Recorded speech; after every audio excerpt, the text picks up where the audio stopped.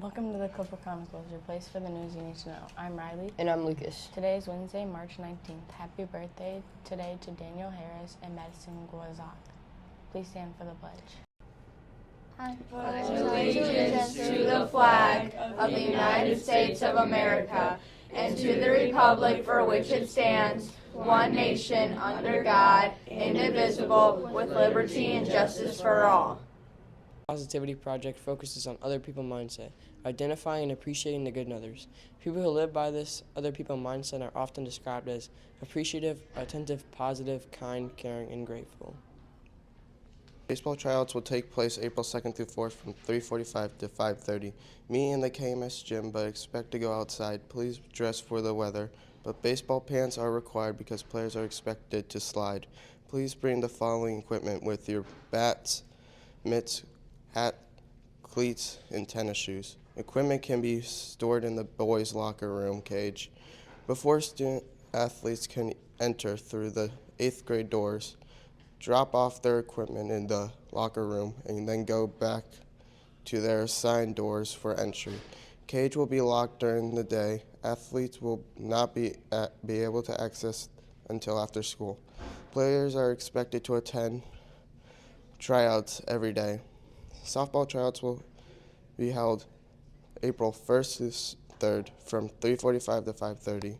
Meeting in the KMS gym, but expected to go outside. Please dress for the weather. Practice will begin on Monday, April 7th, and will run for 3:45 to 5:30. Practice will be Monday through Thursday. Practice on Mondays and Wednesdays will be held at Kite. Hi, I'm Lucas. I'm here with the weather. Today it will be mostly cloudy with a rain chance after 7 p.m. and a storm chance after 10 p.m. Some of these storms could be on the strong side. Highs in the upper 60s tonight will bring up most of the college skies with the lows 50s and the temp in the morning with falling temps to follow. Thursday will be mostly cloudy with a chance of mixed showers. Most of the snow chances will be north of Detroit. The snow should not stick to the roads. Highs in the mid 40s and dropping late. Hey Kennedy, are you missing a jacket or water bottle or something else? Then make sure you check the lost and found located at the back of the cafeteria. Students, please make sure that all electronics are put away during school hours and that you are charging your Chromebook each night. SADD members, you have a meeting tomorrow in Miss Warren's room at 8 a.m. Since today is Wednesday, we thought that we'd share some interesting facts about Wednesday. Wednesday is named after Woden, the most important god in German pantheon. It is often associated with the Norse god Eden. The name is derived from the Old English word Wednesnagde, and in the Middle English the word Wednesnade, worded meaning day of Woden, reflecting the pre-Christian religion predicted by the Ologosagnostics. Wednesday is also known as Hump Day in America. It is because it is in the middle of the week and getting over the hump to make it to Friday. In astrology, Wednesday is associated with planet Mercury. Mercury is the Roman god of commerce, communication, and the travelers.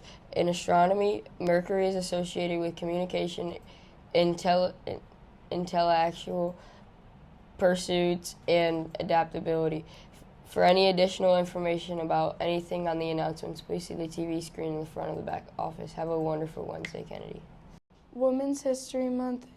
March is Women's History Month, and it's a time to honor the contributions of women to America's society and recognize their diverse achievements. It's also time to reflect how far women have come and encourage future generations to keep working towards equality.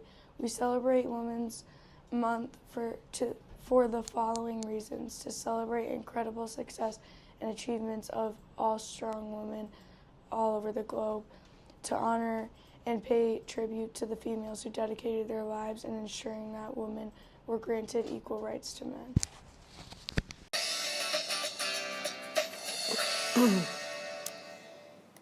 Mother Teresa, to me, an icon of compassionate care for the poor and the disadvantaged. Mother Teresa was baptized Agnes Gonja Boyajiu in Skopje, Macedonia, around August 26, 1910.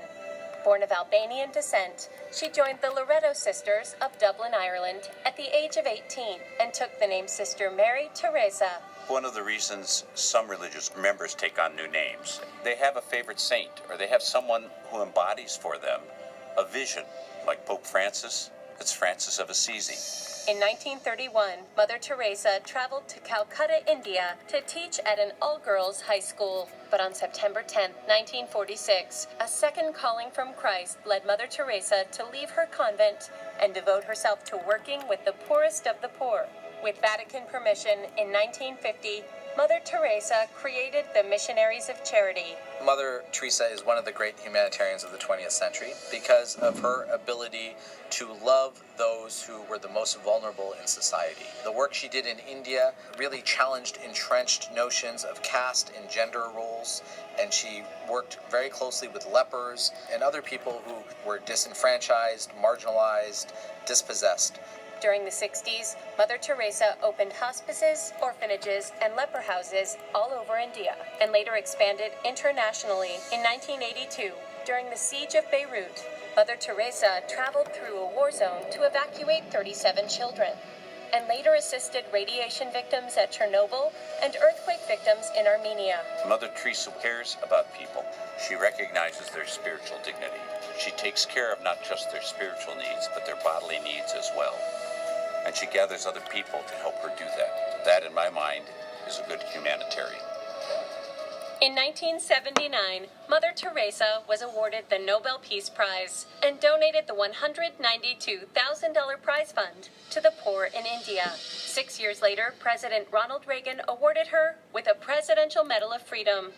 By 1986, Mother Teresa operated 517 missions in more than 100 countries. A very charismatic nun, this little old nun with the wrinkled face and the very simple white sari, caring for the dying on the street, people that have so little hope. That's one of the reasons that she was given the Nobel Prize.